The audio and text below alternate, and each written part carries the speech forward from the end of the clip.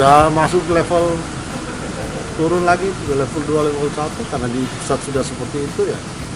Kita juga mulai hari ini sudah langsung mengikuti, tidak ada tes antigen buat siapa saja yang datang.